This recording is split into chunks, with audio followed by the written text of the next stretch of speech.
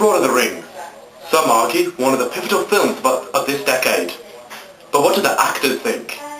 Ages on from that immense production, we bring the cast together to give their real thoughts on what happened.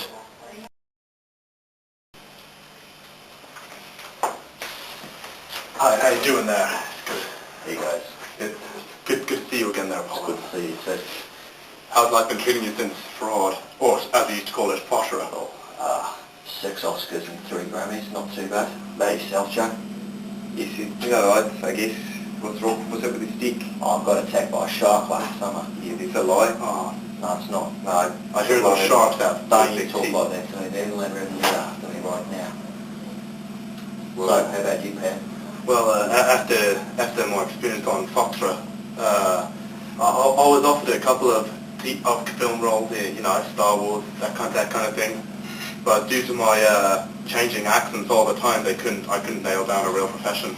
So you're living in New Zealand now, aren't you? I was, but then again, I was extradited back to... Extradited. You were in South Africa, obviously, the big area.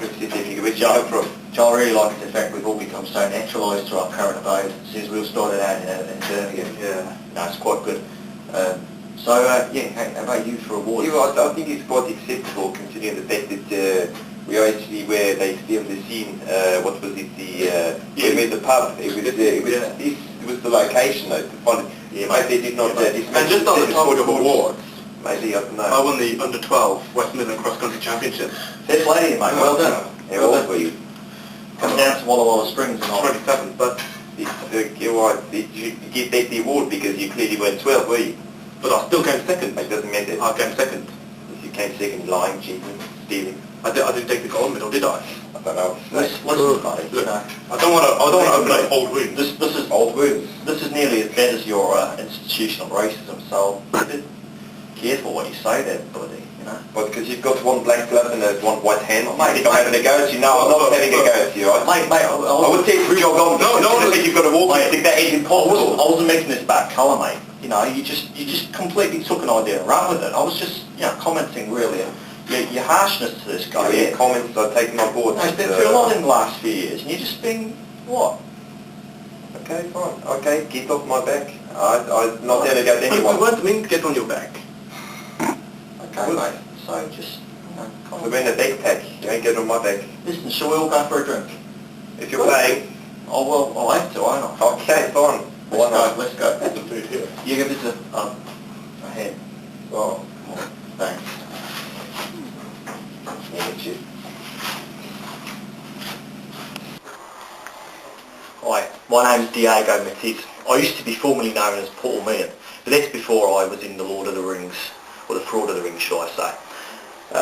Life's been pretty good since then. Thoughts on the DVD? Well, it's the 10-year special edition. I hope you enjoy it, kids. Me and my mates, as you can see, we've all been expatriated to other countries now, and the film's catapulted my career, really, to be honest with you. Have you had much contact with the other actors? Well, to be honest with you, I've never had much time for Meehan anyway. He's obviously going on this whole Boer Afrikaans thing at the moment, and I just got no time for that. To be honest with you, Jacob Zuma's a good bloke. I'm a big fan of the African National Congress, so I've got no real issues with that. Murray, on the other hand, all the best to him. The guy's obviously got a lot of confusion about where he's supposed to be from, and it's a common feature with a lot of actors. Your career seems to have nosedived since leaving the cast.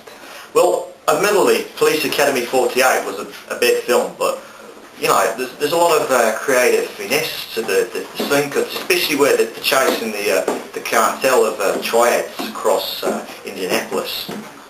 Now you're running a news agent in Wonga Wonga in New South Wales. Actually, it's a convenience store. Public convenience, is it? No, convenience store. Oh. We sell DVDs, yeah. I've got a whole back catalogue of my work. I've got a small ranch as well at the back. Is it profitable? It's very profitable, but I don't need that because I've got my royalties coming from the back of my films. I see. Many would say that my career's ended several good marriages, but I'd say I'm happy with Wife 48. I'm very sorry that your career has petered out, so I'm afraid It's not petered out, mate. we'll have to peter out this interview. Mate, it's not petered out, right? I will be back. I promise. Goodbye, Mr. Paul Meehan. No. All the best. Thank you. Hello. I'm glad you've been able to rejoin the cast of Fraud of the Rings. Yes, fraud. How's your career going since leaving the cast? It's going fantastic. Yeah, cheers for asking. What I do is I sell these biscuits. I've worked for Pedigree. I'm trying to promote the brand Pedigree. It's an English brand in South Africa. These are Markies, and they've been voted the best tasting dog biscuit, which is quite something. So I'd like to take this time to tell the British people that Markies are the ones for your dogs. Okay, they're good for the teeth, and you can see these little happy chappy days every good time, because they are delicious meaty rolls. Okay. But what about your relationship with the other cast members? Well, it was a bit make or break there at the time, but we got through it, I guess. You know, I had my severance package, I got my royalties, and financially that's fine. It's still getting me through. You know, I had to remortgage my house, but you know, if fraud had been more of a financial success, then I guess, who knows? You know, I could have went on to better things, but unfortunately, it never got that cult following like Blade Runner got, or Donnie Darko. But maybe with this DVD that you're making, that people will see the film again in its true light. And you know. Do you think it was an important film in British English-speaking culture? I think so, yes, because I think it gave the representation of everything, which was of the common working man. Exactly, yes, the common working man. In his, he confronted universal issues of righteousness. The conflict between good and evil. Good and evil. It showed us against peril that we risked our lives to protect this one ring, which was actually a metaphor for Burger King. We were supposed to get advertisement rights, but they never came in. So fortunately, they pulled out when they saw the first cut of the film. They thought that, no, we're not going to be involved with a project like that. So if there was any confusion by this ring, it was actually meant to be onion rings, like from Burger King. But well, now that you've met your former colleague, perhaps you could give them some words of advice on how their careers could go. Yeah, sure. I mean, Colin, for instance, you come on a bit strong every time that you know, you say hello to someone. You know, your hand too firm, the grip. If you go to an audition, they're going to make their minds up in 5 seconds. So you've got to be in there, smile, and don't say to people, "Oh, you're a bit racist," like he said to me when I was talking to him. I mean, that's not what you say to someone. You know? You can see the bitterness, the bitter rivalry between you two. Yes, yes, it's nothing. And who actually got the Oscar? Was it young Patrick who got the Oscar? Well, it's funny because, you know, if young Patrick won the Oscar, I didn't even get nominated. I got one of those Rotten Tomato awards off that website, rottentomato.com. Oh, I see. Where people write things and they say this film's rubbish, the performance was bad, you know, and it just meant to be ironic. Well, I'm sorry about that unfortunate ending to your film career. Well, but it's disappointing. It's disappointing. At least I have Elvis Costello's plectrum. All the best. Thank you.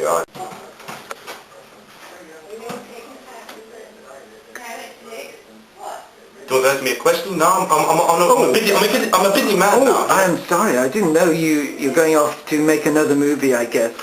Some people think you got that Oscar through devious means. Some very good actors in the movie were aggrieved. What's your opinion on that? Look, we're all good actors. We were all good actors. And, you know, things were said after that award ceremony, which I didn't agree with. The board, who gave me the award, obviously didn't agree with. But there was one particular guy who couldn't take it. He couldn't take it that I've been voted for by my peers as the best actor on the planet. Ooh, and wow. it's not my fault if he can't take it, so if he still holds that grudge, then I'm willing to take it. Have you got any words of advice for his career? Any words of advice for his career? First off, stop with the dog biscuits. The dog biscuits thing, I don't understand. I mean, what is he, advertising them or something? I don't know.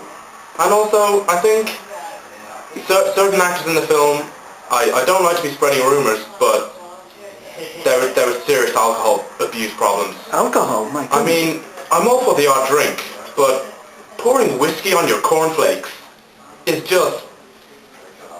it's obnoxious. You know, I just... But wasn't the artistic merit of the film outstanding?